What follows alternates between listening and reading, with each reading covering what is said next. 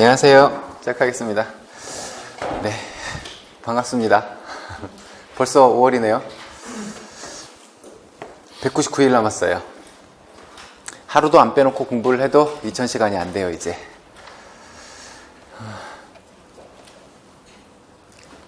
그동안 어떻게 공부를 해왔는지 한번 되돌아봐요. 지금 자기 위치가 어느 위치에 와 있는지, 어떤 상태가 되어 있는지 한번 체크해봐요. 돌아보세요. 1월 달에 혹은 3월에 공부 시작하실 때 어떻게 해야지 하고 나름의 계획을 세우셨을 텐데, 그 계획을 잘 지금 추진해 가고 계시는지, 예상한 위치에 와 계시는지 한번 돌아봐요. 많은 분들이 각자 나름대로의 방식으로 공부를 해 가시겠지만, 제가 처음에 말씀드렸던 것처럼 이렇게 공부하는 게 등산을 하는 거에 비유를 한다면, 이렇게 요 이상만 올라가면 다 합격할 수 있었잖아요, 그죠? 그래서 맨 처음에 우리 공부 시작할 때 다 여기에서 1, 2월에 다 여기서 이렇게 줄 서서 기다리고 있었잖아요, 그죠? 3, 4월 지나고 이제 벌써 5월이에요. 시간은 5월까지 와 있고, 그러면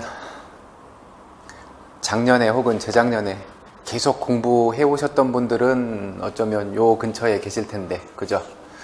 요 근처에 이미 가 계실 건데, 선생님들 어디 와 계시는지, 또 그동안 계획하면서 만들었던 거, 만들어야 했던 거 만들어 놓으셨는지, 또 만들고 나서 그것도 얼마만큼 소화해 내셨는지도 한번 체크해 봐요.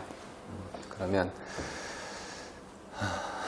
날짜는 요만큼밖에 안 남았고, 벌써 수많은 사람들은 여기에 가 있고, 나는 여기 어딘가에 있을 텐데, 저 사람들을 따라가서는 안 되잖아요, 그죠? 그 사람들보다 더 높은 데까지 올라가야죠. 같은 위치에서는 대충 해서 합격할 수 있는 시험이 아니잖아요. 이거 만들기로 약속한 거 잘 만드셨는지. 뭐요? 얘 없이는 힘들다고 봐요. 얘를 얼마나 만들어 놓으셨는지 한번 돌아봐요. 분명히 시간이 적지 않은 시간이 걸린다고 했어요. 엄청난 시간이 걸려요. 근데 그거 귀찮아서 안 만들면 나중에 역전이 불가능해요.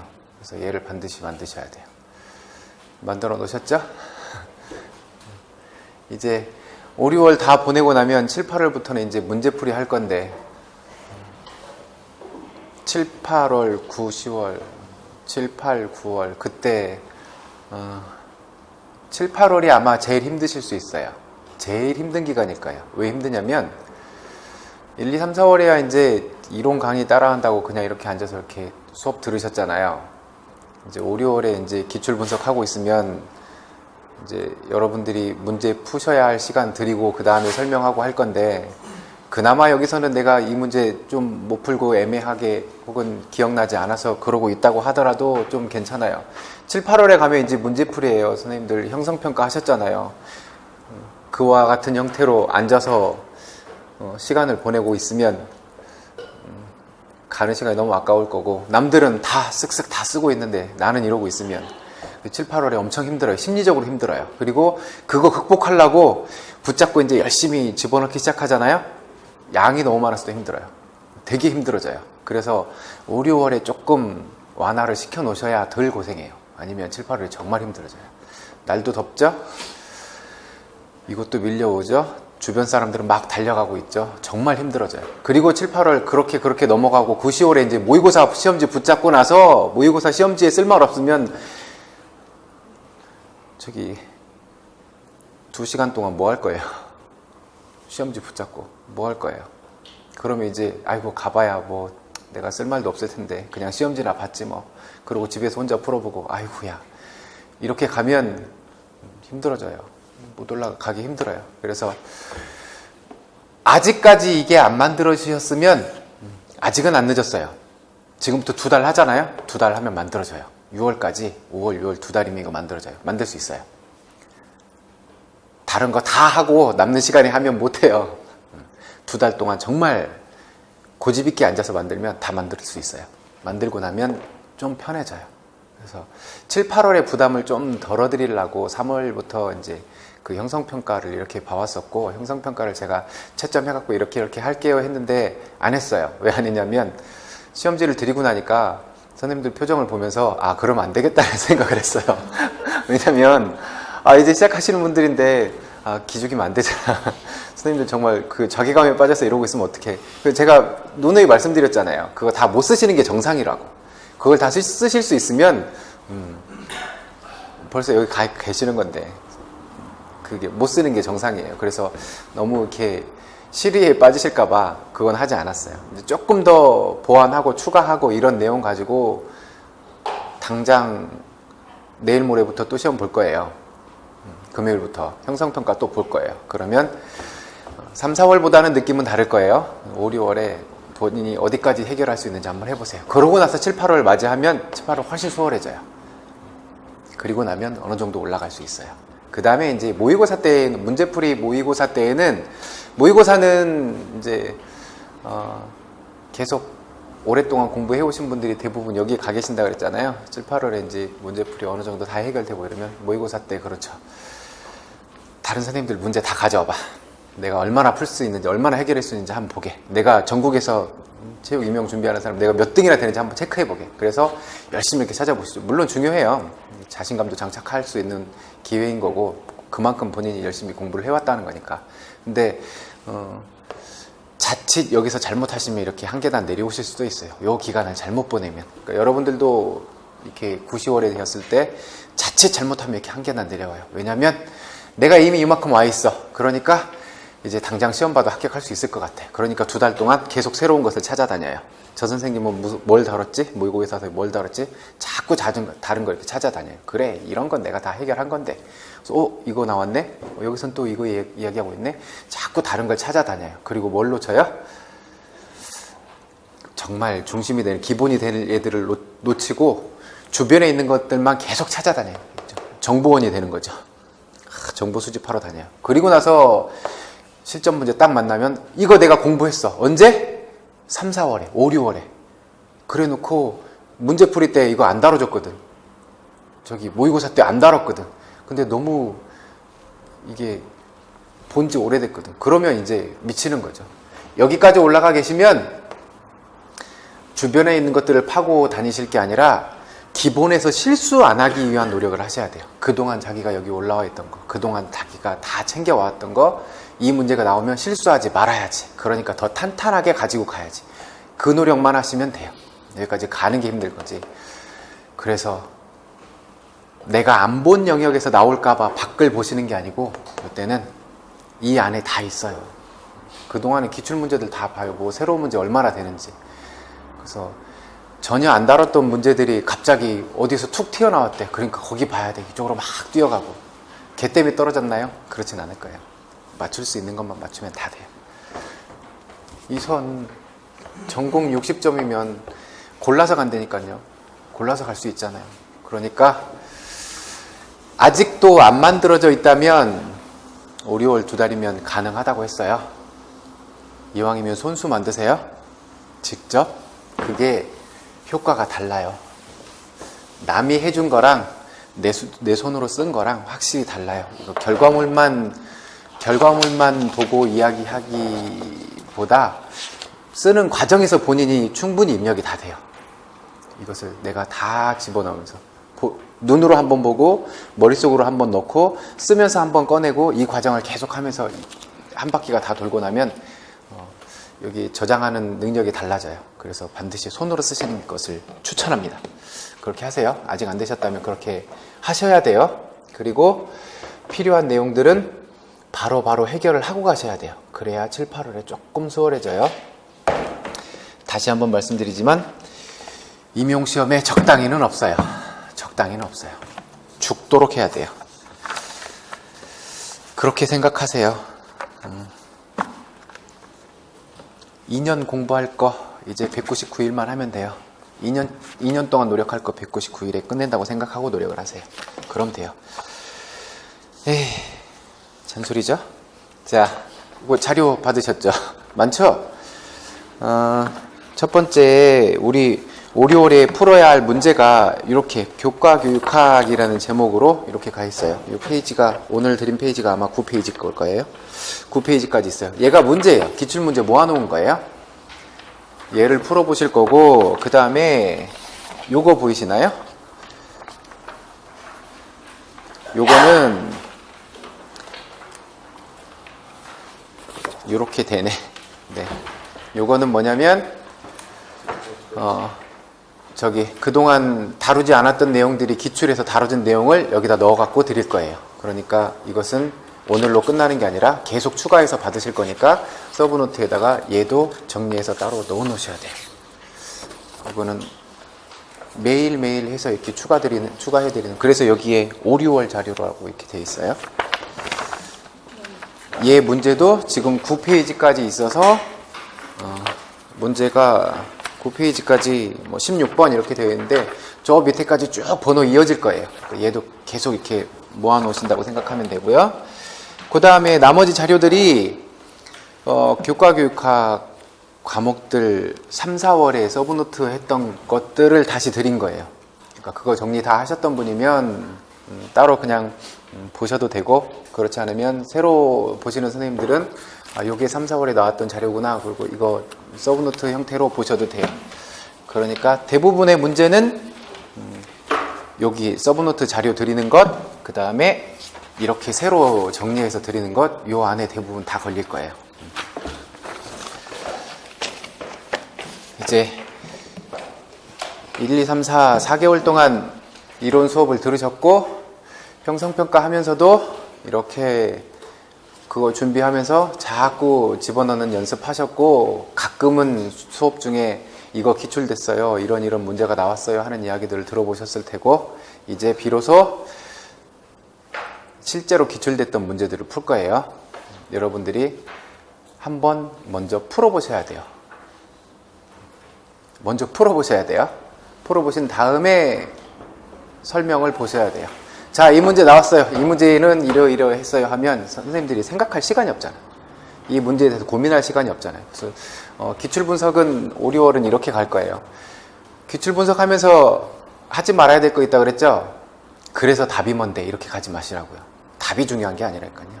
답이 중요한 게 아니라 이거를 왜 물었는지, 어디에서 물었는지 그걸 체크해 가셔야 돼요. 그러니까 이런 식으로 묻는구나, 이런 형태의 문제가 나오는구나. 특히 교육학 파트에서는, 개정교육과정이나 교육학 파트에서는 이런 형태로 이렇게 물어보는구나, 정말 참신하다, 창의적이다, 이런 생각 많이 하실 거예요.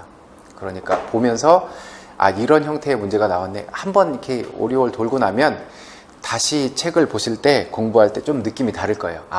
이렇게 물어볼 수 있어, 그런 생각을 많이 하시게 될 거예요. 그러니까 먼저 선생님들 문제를 풀어보고, 그 다음에 이렇게 듣고, 답이 저거였지가 아니라 이걸 물었지, 그러면 이런 게 또 나올 수도 있겠네, 주변에 얘네들이 또 뭐가 있었네, 이것들을 체크해 보셔야 돼요. 그러니까 5, 6월에는 수업을 들으시고 가셔서 이 문제를 보고 1번 다 뭐였어? 오케이, 나 이거 알아. 가가 아니라 1번 문제 학습단서 얘기했는데, 학습단서? 그러면 단서에서 얘기할 수 있는 게 뭐가 있지? 자꾸 찾아보시고, 보시다가 계속 체크하고 가셔야 돼요. 그러니까 계속 형성평가 준비하고 쭉 회독을 하시면서 학습단서에 대한 이야기가 여기 있었네, 이런 이야기 있었네, 계속 체크를 하셔야 돼요. 그 작업을 하시면 훨씬 수월해질 거예요. 그러니까 시험 문제를 보면 되게 많이들 어려워하는 게, 형성평가처럼 문제가 나오면 정말 쉽죠. 얼마나 쉬워요. 그게 옛날 문제였어요. 옛날 문제. 한 15년 전 문제. 그러니까 대놓고 물어봐요. 체육과 성격 3줄로 쓰세요. 그냥 외운 거 쓰기만 하면 돼요. 이런 게 문제였어요. 근데 지금은 그렇게 되지 않잖아요. 문제를 보면 되게 창의적으로 된다니까요. 그래서 그 연습을 하시려면 형성평가로 기입형, 간단한 서술형 이것은 해결할 수 있어요. 근데 문제는 뭐냐면 얼마나 이 상황에 적용할 수 있는지, 응용할 수 있는지, 거기서 이거를 연결시킬 수 있는지, 그것 때문에 많이 힘들어해요, 선생님들이.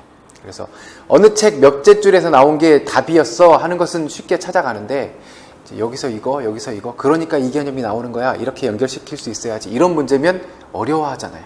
그러니까 그 훈련을 오래오래 계속 하셔야 돼요. 거기에 초점을 맞춰서 가요. 199일 남았습니다. 자, 달려볼까요, 이제?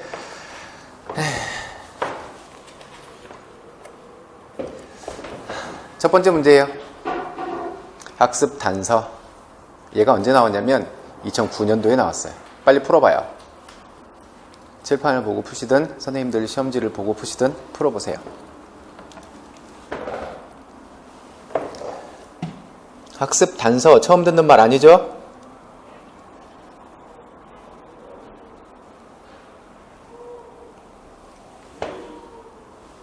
부담 갖지 마세요. 틀려도 관계없어요. 말씀드리잖아요. 지금 다 맞추면 그게 비정상이에요.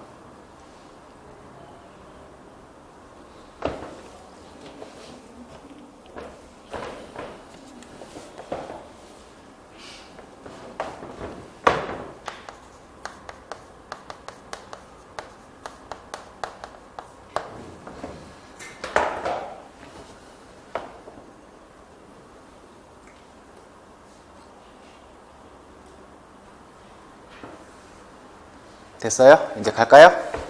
학습 단서 1, 2월에도 실컷 받고 3, 4월에도 실컷 본 거예요. 학습 단서가 뭐예요? 정확하게 얘기하지 않으셔도 돼요. 그거면 돼요. 학습 단서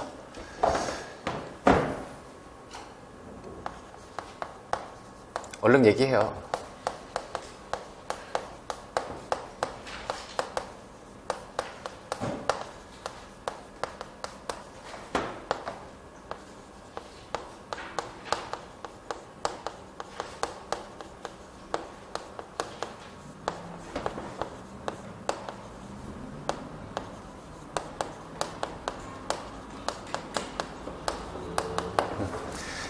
예전 시험 문제라면 학습 단서가 뭔지 쓰세요. 이렇게 시험 문제에 나왔을 거예요. 근데 지금은 이런 형태가 아니니까 이거를 굳이 얘기하지 않아도 돼요. 학습 단서 뭔지 아시죠? 그죠? 토스할 때 어디에서? 이마에서. 손은 어떤 모양으로? 삼각형으로. 그러니까 공이 날아오면 어떻게? 삼각형 하면 손을 삼각형으로 만들란 얘기구나. 그래서 이렇게 길게 공이 날아오면 이마 앞에서 삼각형으로 공을 이렇게 손을 삼각형으로 만들어서 공을 잡아야 돼 하면 길잖아요. 그래서 한마디로 끝내는 거죠. 뭐라고요? 삼각형 이 한마디면 되는 걸. 삼각형 그러면 삼각형으로 만들어서 이렇게 하라 그랬지? 얘가 학습 단서잖아요. 그죠? 이제 볼래요? 학습 단서에 대한 설명으로 옳지 않은 거 이거 밑줄을 다 쳐드려야 되는데 학습 단서를 올바르게 선택하기 위해서는 과제 내용을 이해해야 한다. 맞는 것 같아요? 틀린 것 같아요? 너무 당연한 얘기죠? 학습자의 연령이나 운동 수준에 따른 다른 종류의 학습 단서가 필요하다. 이거 너무 당연한 것 같죠? 그죠? 복잡한 과제에 관한 설명을 계열성 있게 조직하여 요약 단어로 제시할 수 있다. 맞아요? 빨리 맞다고 해주세요. 선택적인 학습 단어의 이용을 통해 학습자에게 제시되는 정보의 양을 조정해야 한다. 그러니까 너무 많은 이야기들을 학습 단서가 뭔데 핵심적인 것만 딱 얘기해 주라는 건데 너무 많은 것들을 자질구레하게 펼쳐놓으면 이 역할을 잘 못 해주는 거잖아요. 그렇겠죠. 자, 여기 봐요. 개방 기능. 그러면 개방 기능 운동 기능 종류 두 가지 있었는데 하나는 폐쇄 기능, 개방 기능. 폐쇄 기능은 외부 환경적인 조건이 변하지 않고 고정된 거였고 개방 기능은 변하는 상태였어요. 폐쇄 기능의 대표적인 건 골프의 티샷이라든지 농구의 자유투 이런 거였잖아요. 개방 기능은 대부분의 구기 운동 아니면 맞서서 하는 그 투기 이런 거였죠. 개방 기능 교수에 필요한 학습 단서는 이거 어디 갔어? 왜 잘렸지? 뒤가 이랬나 보다.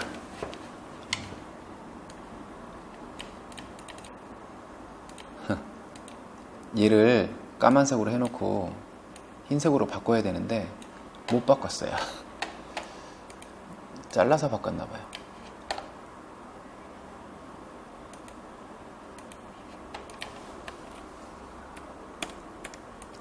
여기 있어요.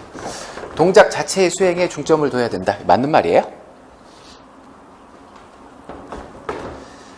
동작 자체의 수행. 동작 자체의 수행. 요 뒤쪽은 지금 무슨 얘기예요? 폐쇄 기능이잖아요. 개방 기능은 동작 자체의 수행이 아니라 그 상황에 적용할 수 있는 다양한 환경에 대해서 연습을 하고 거기에 적응할 수 있는 능력을 키워줘야 되는 거잖아요. 요 설명은 지금 폐쇄 기능에 대한 설명을 하고 있죠. 그러니까 요 문제는 단순히 옛날 문제 같으면 학습 단서가 뭔지 쓰세요. 한 줄 딱 줬을 텐데 지금 이 문제는 뭘 묻고 있어요? 학습 단서가 뭔지 알아? 뿐만이 아니라 개방 기능과 폐쇄 기능을 지금 어떻게 개념을 잡고 있는지 이해할 수 있어? 까지 묻고 있잖아요. 그죠?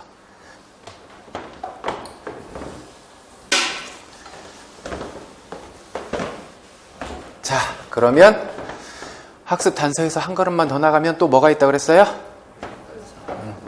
요약 단서. 요약 단서는 뭐예요? 요약 단서는 뭐였죠?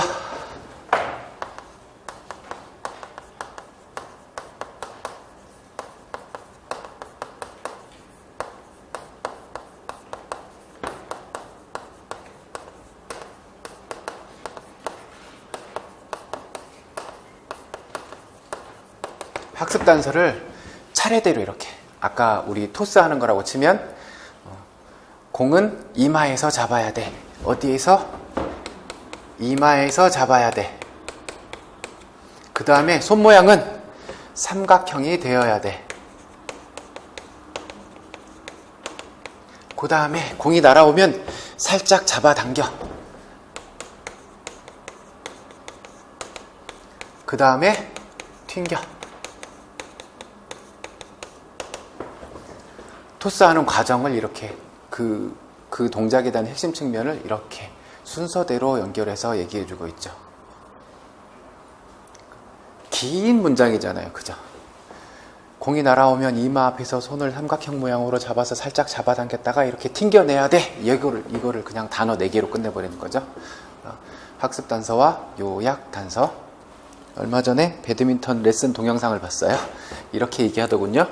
공이 날아오면 스트로크를 할 때, 스매시를 할 때 마치 양궁을 하는 것처럼 활시위를 당기는 것처럼 쭉 빼래요. 이렇게. 그래서 공이 날아오면 맞출 때는 야구공을 던지듯이 던져서 치래요. 그래서 그분이 이렇게 얘기해요. 양궁, 야구. 양궁, 야구. 양궁을 할 때처럼 쭉 잡아 시위를 당기는 것처럼 뒤로 쭉 빼. 양궁. 얘는 학습 단서. 이 치는 과정을 그대로 양궁, 야구 이렇게 연결해서 얘기해주고 있으면 얘는 요약 단서. 한 걸음만 더 나가요.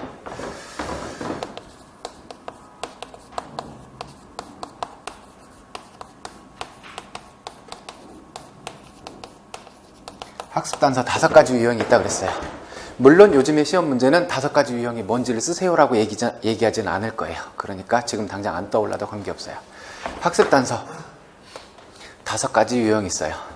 생각 안 나죠? 금방 날 거예요. 학습 단서잖아요. 학생들한테 얘기해 줘야 되죠. 제가 지금 뭘로 했어요? 좀 전에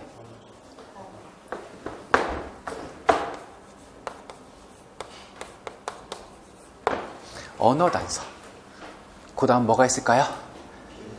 제가 말로 안 하고 알아듣잖아요. 그죠? 얘는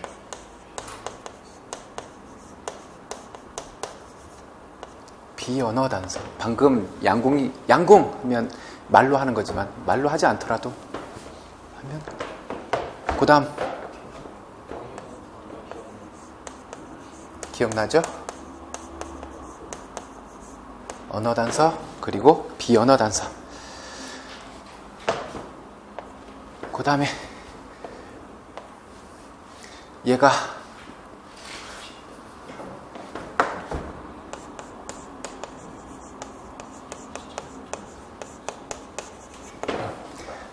보여주면 되죠. 영상으로 보여주든지. 또 하나 중요한 거 또 하나 있어. 애가 양궁, 야구 이렇게 실컷 얘기를 해줘. 그랬는데 지가 알아듣기는 해. 눈으로는 알았어. 근데 애가 자기가 직접 하는데 잘 못해. 그럼 어떻게 해줘야 돼요? 가서 해줘야지. 가서 직접 해줘야 되잖아요. 얘를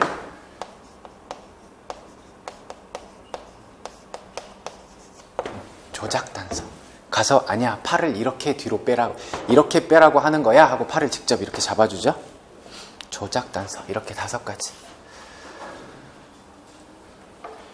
그러니까 기출문제로 얘를 만났으면 답 얘야. 나 이 문제 또 나오면 알아. 또 나오나요? 죽어도 안 나와요. 이렇게 가시면 안 돼요.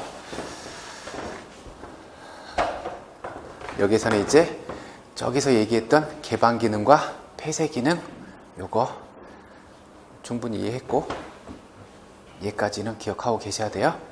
만약에 지문에 어떤 형태의 문제를 주고 학습 단서의 유형 중 어떤 거에 해당하느냐, 김교사가 가서 애가 팔을 이렇게 뒤로 못 빼더라, 그래서 팔을 잡아서 이렇게 직접 당겨줬다, 조작 단서에 해당한다, 이렇게 찾아가실 수 있어야 돼요. 그래서 얘는 체험적인 단서예요.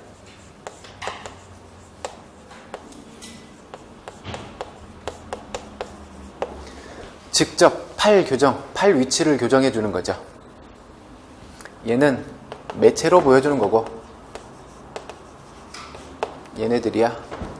얘는 말로 하는 거, 얘는 제스처로 하는 것, 말과 제스처를 합해서 하는 거.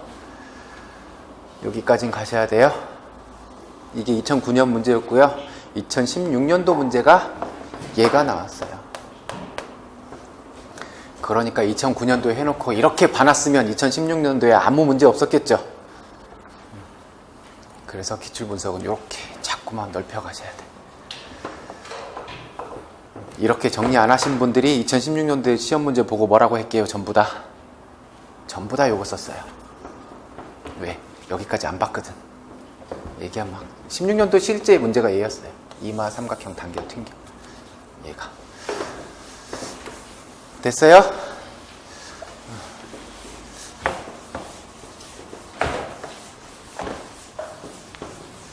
이건 안 지울 거예요.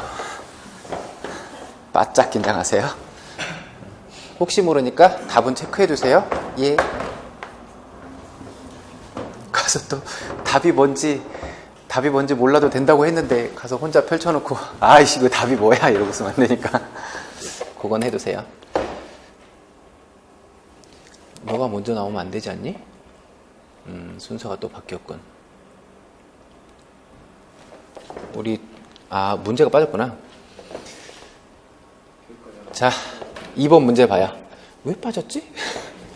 2번 보기에 제시된 우리나라 체육과 교육과정의 특징을 변천 순서대로 바르게 배열한 것은 하기 전에 실컷 해놓고 안 가져왔다. 저 나눠드린 자료 있죠? 요거 서브노트 쭉 펼쳐놓고 찾으셔야 돼요. 교수학습론 찾아보세요. 교수학습론 그거 찾으셨어요?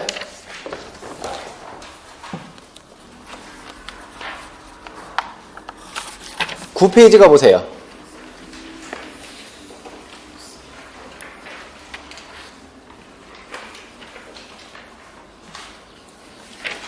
구 페이지 찾으셨죠? 가운데 좋은 학습 단서의 특징 거기도 살펴보셔야겠네요. 이제 뭐 요즘의 시험 문제는 좋은 학습 단서의 특징을 쓰세요 이렇게 가지는 않으니까 그래도 살펴는 봐요. 간단하고 명확하다. 그러려고 학습 단서를 만드는 거니까. 학생의 연령과 기능 수준에 적합하다. 학습 과제의 특성에 매우 적합하다. 계열적으로 조직되어 연습할 수 있다. 10페이지 보세요. 학습 과제를 효과적이고 효율적으로 전달하기 위한 시범, 정확한 시범, 학생 시범 이용해라. 연습 조건에 일치된 시범을 보여라. 문제 해결 과제 시험, 시범. 핵심 내용을 강조한 시범, 수행 이유를 설명하라. 학생의 이해 여부를 확인해라. 그런 거였고. 그 다음에 학습 단서의 선택과 조직. 학습 단서와 요약 단서 방금 살펴봤어요. 그 밑에 4번 보세요. 기능 형태에 적합한 학습 단서, 폐쇄 기능에 적합한 학습 단서, 동작의 공간적 측면을 멈춤 동작으로 시범을 보이고 신체 공간 관계와 움직임의 과정에 학생들을 주의를 집중시킨다. 그러니까 폐쇄 기능에서의 학습 단서는 아까 봤던 것처럼 동작 그 자체의 수행에만 집중시키면 될 거고, 개방 기능이면 상황에 적합한 반응을 할 수 있는 능력은 학습자가 복잡한 상황을 얼마나 자주 경험하는지와 관련된다. 개방 기능이면 다양하게 변할 수 있는 그런 복잡한 상황을 얼마나 많이 경험하면서 연습할 수 있느냐. 움직임 개념에 적합한 학습 단서. 학생에게 어떤 개념에 적합한 반응을 선택하게 하거나 움직임 원리를 해결하도록 한다. 움직임 개념에 적합한 학습 단서는 왜 이러한 동작을 취해야 하는지 생각해 보게 하는 거죠. 이러한 원리 때문에, 이런 이유 때문에 이런 동작을 해야 하는 거야. 왜 스파이크 할 때 팔꿈치를 높이 세워야 하는지에 대해서 얘기를 해주지 않고 팔꿈치를 세워만 하고 있으면 학생은 그냥 생각 없이 수동적으로 따라가기만 하죠.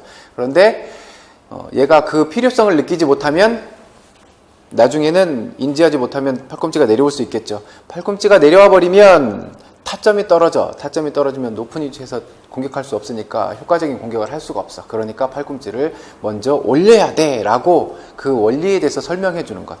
움직임 개념에 적합한 학습 단서. 그 밑에 보세요. 학습 단서를 조직해 놓은 게 요약 단서고, 요약 단서의 기능도 살펴봐요. 움직임의 중요한 측면을 강조하여 학생들이 동작의 전체적인 모습을 기억하는 데 도움을 준다. 전체적인 모습, 아까 요거 이마, 삼각형, 당겨, 튕겨 그러면 그 그림이 쭉 그려지죠. 동작을 부드럽고 역동적으로 하는데 필요한 순서를 쉽게 기억할 수 있도록 도와준다. 순서를 쉽게 기억할 수 있도록. 교사에게 관찰 단서를 제공하고 피드백 제공에 필요한 개념을 확장해준다. 얘가 지금 제대로 이해하고 있는지, 내가 아까 뭐라고 얘기해줬지? 이마, 삼각형, 당겨, 튕겨요. 그래, 정확하게 이해하고 있네 라고 피드백을 제공해줄 수 있는 근거가, 가시적인 효과를 볼 수 있겠죠. 학습 단서와 관련한 것 정리 다 해봤어요. 2번 문제 풀어보세요. 우리나라 교육과정의 특징을 변천 순서대로 바르게 배열한 거 기억나요? 체육과 교육과정 하면서 마지막에 한번 물어본 적 있어요. 교육과정 변천에 대해서 말씀드린 적이 있어요. 기억나는지 한번 찾아보세요. 어떻게든 조합해봐요. 고민을 해보시는 시간이 필요해요. 틀려도 괜찮아요. 그 보기의 내용이 뭔지를 이해하고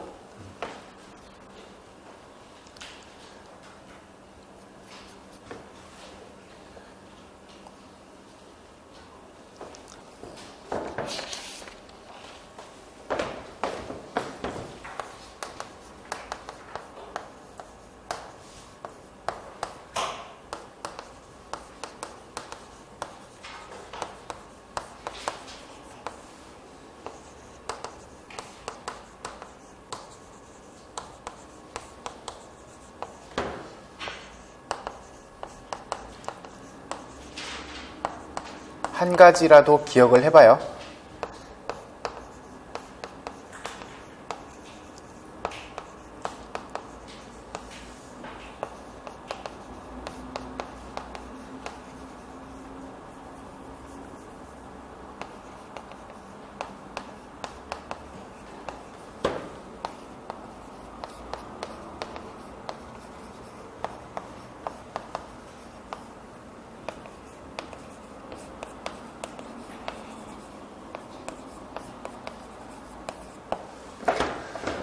어렵죠? 이게 객관식 문제의 전형이잖아요. 차례대로 시대순으로 연결해라. 이게 객관식 문제의 전형. 되게 복잡하고 어렵죠? 객관식이 아닌데, 지금은 객관식이 아닌데 이딴 문제가 왜 필요해? 얼마든지 만들 수 있잖아요. 보기 안 주고 쓰라 그러면 그만인걸. 그러니까 문제 유형이 달라졌으니까 이건 버려도 돼 하고 가시면 큰일 나요. 이거 시대별로 특징만 한 가지씩만 이렇게 찍어서 기억을 하시면 편한데, 요때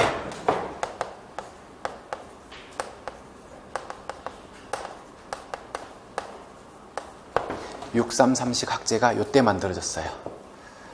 그리고 이때의 체육과 명칭은 뭐였어요?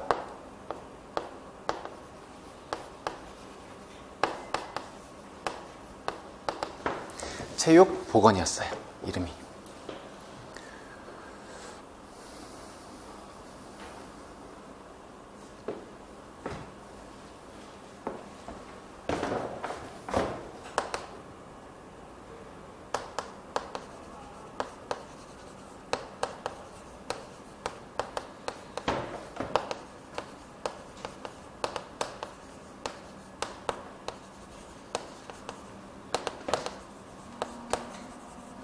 1차 교육과정 때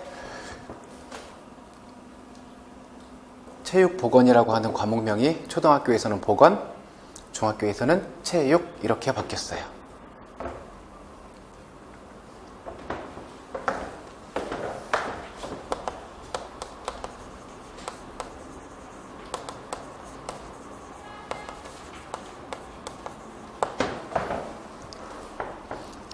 (3차) 때 체육으로, 2차 때 체육으로 통일됐어요.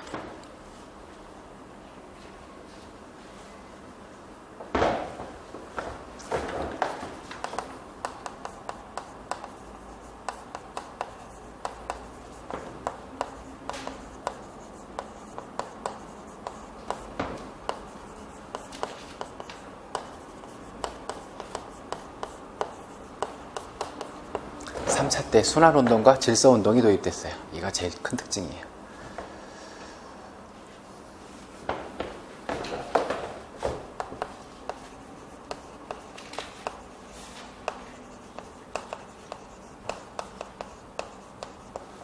(4차) 때는 정의적 목표를 강조했어요.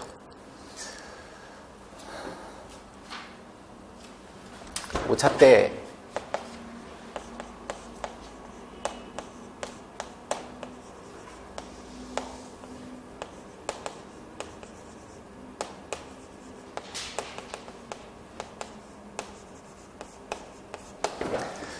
체육교육의 목표를 심동, 인지, 정의 영역으로 나눴어요.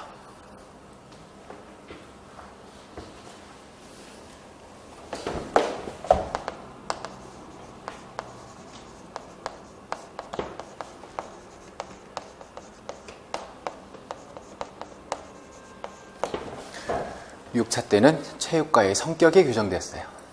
체육과는 이러이러한 성격이다. 두 가지 가치 기억나요? 체육과 성격에서 이야기한 두 가지 가치. 어떤 가치와 어떤 가치? 움직임 욕구와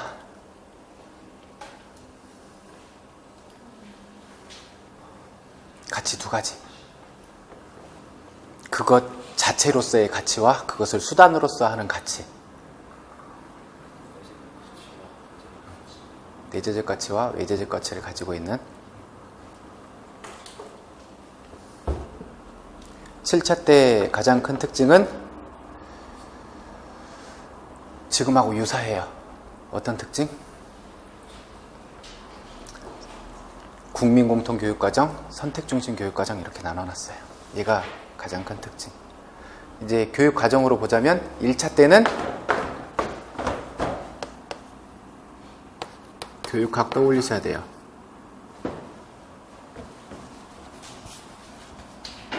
뭐예요? 교과중심 교육과정. 2차는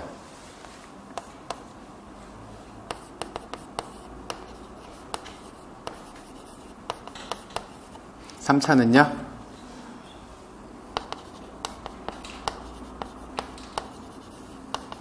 4차는요?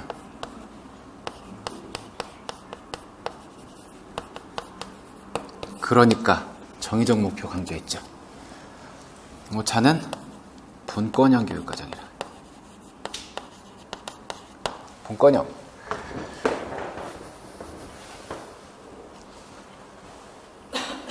이렇게 차례대로 기억해둬요.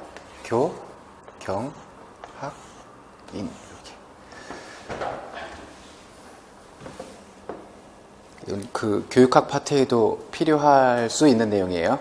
개념을 이해하는데.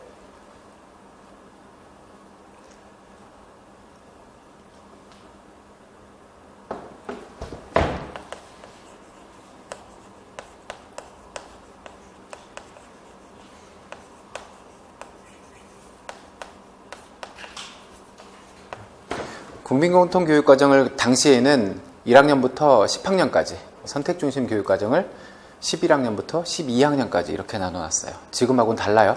지금은 공통교육과정이 몇 학년까지죠?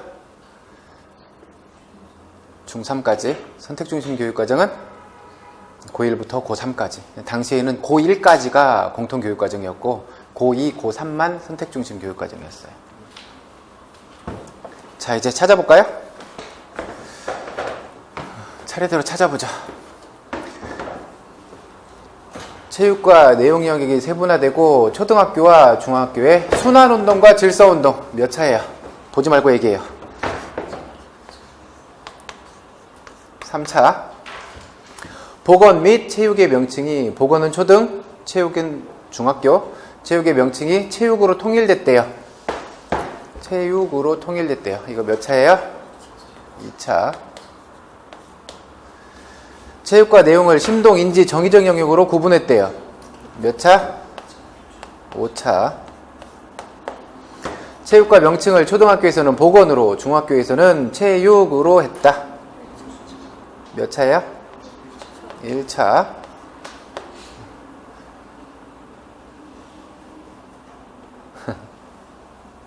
이거 몰라도 예담이 얘인 줄은 알겠다. 그죠? 자, 그러면 어떻게 돼요? 차례대로 하면 리을이 제일 먼저네요. 그 다음은요? 니은. 다음은 기역. 디귿이에요. 얘가 답이겠네요. 그죠? 이거 언젠가 한 번은 다시 또 물을 수 있으니까 간단하게 개념, 이렇게 특징만 잡아서 이렇게 체크해둬요. 크게 어렵지는 않아요. 몇 가지만 이렇게 보면 되니까.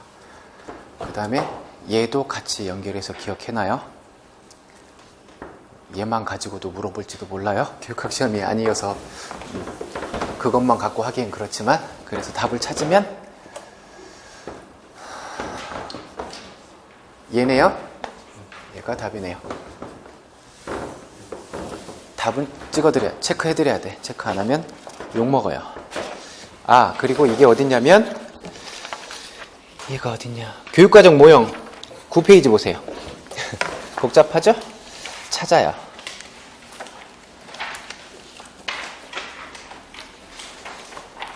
교육과정 모형 맨 마지막 페이지 거예요. 여기에 이렇게 정리되어 있는 거 간단한 특징만 잡아서 봐두세요. 이 내용 그대로 들어와 있죠?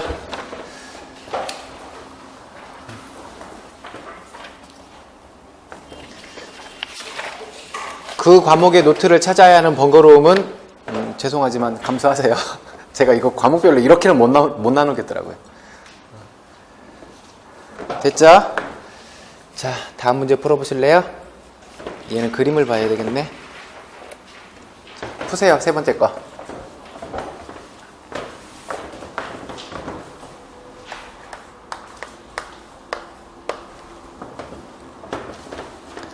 풀어보십시오.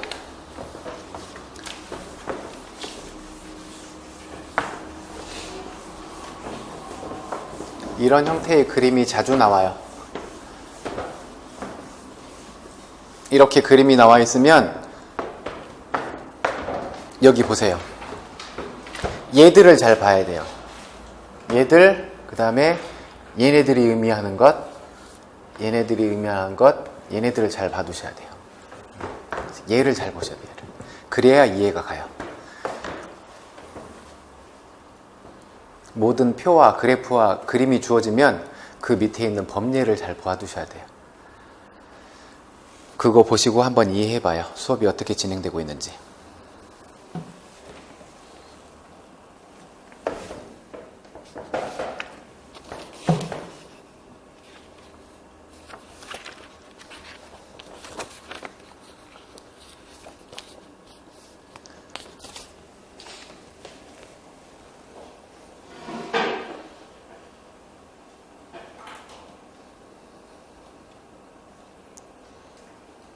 이런 문제들이 머리 아픈 문제죠. 어느 페이지 몇째 줄에 답이 있는 게 아니거든요. 이해하셔야 돼.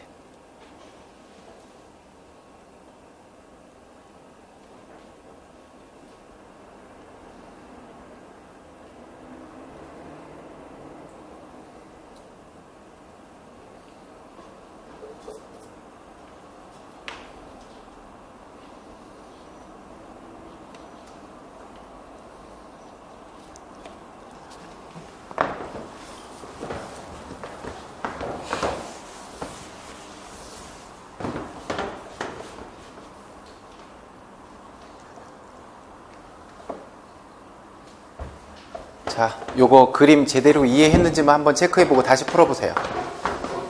여기 보세요. 이분이 교사고요. 이제 학생들이 이렇게 나눠 가겠죠. 선택 이동 경로로요. 선택. 하나의 화살표는 얘가 여기로 가든지 여기로 가든지 선택해서 간다는 얘기예요. 학생 마음대로 가는 거예요. 여기로 가든 여기로 가든 여기도 일로 가든 자기 마음이에요. 얘는 필수 이동 경로네요. 얘가 일로 오면 1과제를 마치면 반드시 2과제, 3과제 다 해야 돼요. 여기도 마찬가지죠. 이 과제들을 필수적으로 다 해야 돼요. 그러니까 여기는 얘 둘을 비교해봐요. 그러면 장소만 다를 뿐 같은 과제를 하고 있죠. 얘들도 장소만 다를 뿐 같은 과제를 가지고 있어요. 아, 얘는 뭐예요 지금? 이거 실선이죠. 그래, 실선 맞아. 장소만 다를 뿐 같은 과제 가지고 있죠. 또 얘하고 다른 건 여기에서는 요 스테이션에는 과제가 한 가지지만 여기서는 과제가 두 가지다. 요 정도 차이. 여기는 필수예요. A, B, C를 다 돌아야 돼요. 근데 차이는 여기에서는 과제가 한 가지인 거. 1, 2, 3이 각각 나눠져 있고 여기는 1, 2, 3이 한 군데에 다 있어요. 그죠? 요 차이가 있어요. 그렇게 보고 다시 보실래요?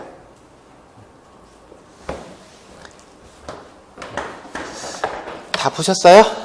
이게 되게 애매할 수 있어요.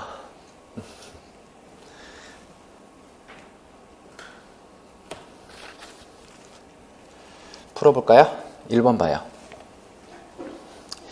A, B 유형에서는 그러니까 A, B 유형은 학생들이 스테이션을 선택해서 가고 있는 거죠? 스테이션 선택해서 가고 있죠? 그래, 풀기보다 먼저 보는 게 좋겠다. 모스턴의 수업 스타일 15페이지 펴보세요.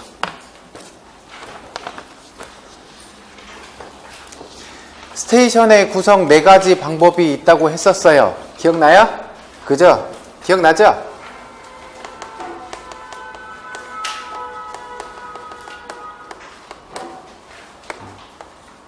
단일 스테이션의 단일 과제, 또 단일 스테이션의 다과제, 다 스테이션의 단일 과제, 다 스테이션의 다과제. 이게 스테이션 구성의 4가지 방법이라고 했어요. 그러면 그 특징들만 이렇게 떠올려 보시면 돼.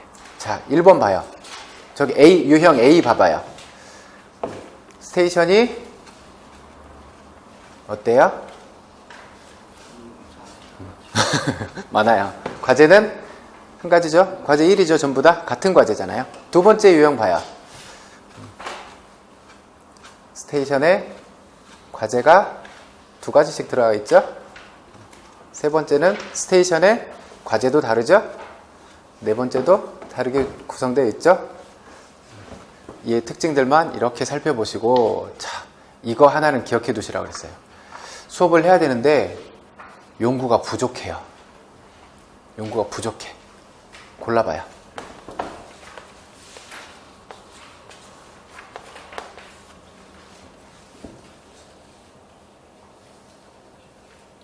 용구가 없어. 별로 안 돼. 한 사람에 한 명씩 웨이트 트레이닝 기구 한 명씩 다 주고 해주면 좋겠는데 부족해.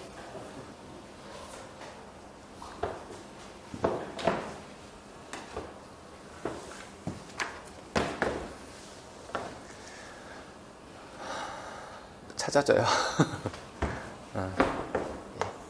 나와 있어요, 거기에. 3월에 얘기했었어요. 자, 그 부분 체크해 두시고 우리 이제 들어가 보죠. 1번 A, B 유형에서는 학습자가 과제의 종류와 수행 시간을 선택한다. 과제의 종류 선택해요? 과제의 종류 선택해요? 빨리 대답해줘요. 학습자가 과제의 종류 선택해요? 교사가 선택해놨잖아요. 과제는 다 같잖아요. 학습자는 뭐만 선택해요? 스테이션만 선택하죠. 과제는 여기로 가도 저기로 가도 똑같잖아요. 학생이 선택하는 게 아니죠. 교사가 선택해버렸죠, 이미. C 유형에서는 과제마다 난이도를 다르게 제공하는 것이 중요하다. 어때요? 어때요? 난이도가 다 다르대요. 자, 1스테이션에서는 자, 난이도가 자, 난이도 1, 난이도 2, 난이도 3 이렇게 나눠져 있어요. 얘가 갈수록 어려워지는 거예요. 자, 스테이션 1에서는 1 난이도, 스테이션 2에서는 2 난이도, 스테이션 3에서는 3 난이도의 과제를 하세요. 이렇게 줬어요. 그죠? 그러면 학생들이 필수 이동 경로니까 예를 들어서 한 조에 6명 놓고 각 스테이션에 2명씩 들어가세요 라고 했다고 쳐요. 여기에 2명, 여기에 2명, 여기에 2명 들어가서 과제를 하고 있겠네요. 그죠? 과제를 하다가 자 끝났어요. 필수 이동 경로니까 가야죠. 어디로? 얘들은 일로 와야 할 거고 얘들은 일로 와야 할 거고 얘들은 일로 와야 되겠죠. 그죠? 자, 그러면 여기 있는 애들이 1 난이도의 과제를 끝내고 2 난이도의 과제에 들어가요. 어때요? 얘들은? 어때요? 1 난이도 하고 이거 충분히 소화한 다음에 조금 더 높은 난이도니까 괜찮죠? 얘들은 처음부터 여기 들어가 있었어요. 처음부터 너무 높은 난이도 하고 있었어. 그리고 끝나니까 저 밑에 있는 난이도를 하래. 이런 문제가 생겨나요. 그래서 난이도로 이렇게 다르게 설정을 해놓으면 이 문제가 나타날 수 있어요. 자, 세 번째 D유형은 D유형 봐요. 걔도 필수로 이동하고 있지만 하나의 스테이션 안에 과제가 3가지로 나눠져 있어요. D유형은 각 스테이션마다 동일한 과제를 제시해야 한다. 어때요? 각 스테이션에 다 똑같은 과제가 있다면 뭐하러 움직여요? 그 자리에서 계속 하면 되지. 이동 시간만 길어질 뿐. 그죠? 네 번째, 4개 유형은 요 4가지 A, B, C, D 4가지 다 스테이션마다 연습식 스타일을 사용하는 것이 가장 효과적이다. 고민해봐요.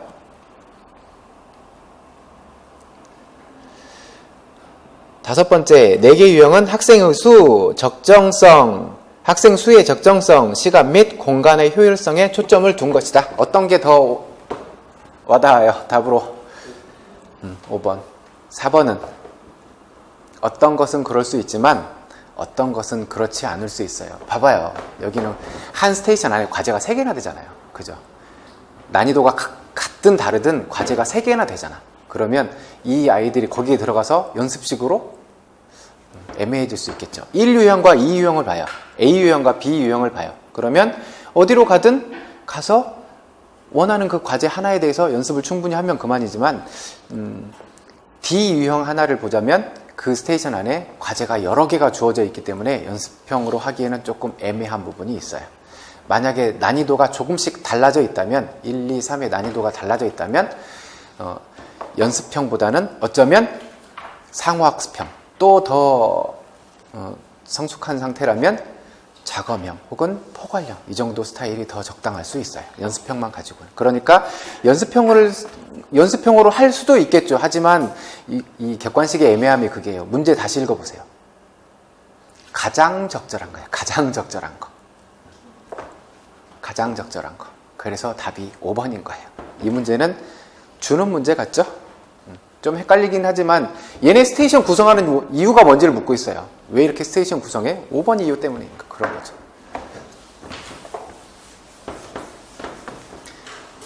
그러니까 여기에서는 스테이션을 구성하는 이유가 5번 이유 때문이야. 끝! 이게 아니라 아까 그걸 고민해 보셨어야 돼.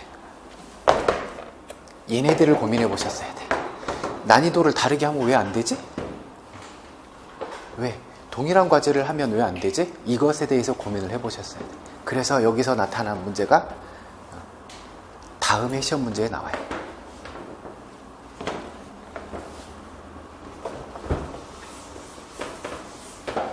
그 스테이션 구성에 관련해서는 간단하게 이렇게 물어봤지만 다음에 또 물어봐 온다면 스테이션을 구성할 때 그 스테이션과 과제가 가진 특징, 걔를 물어볼 수 있고 아니면 콕 찍어서 방금처럼 용구가 부족할 때 어떤 형태가 가장 적절한지를 간단하게 물어봐 버릴 수도 있어요. 그러니까 한번 체크해 보는 게 중요해요.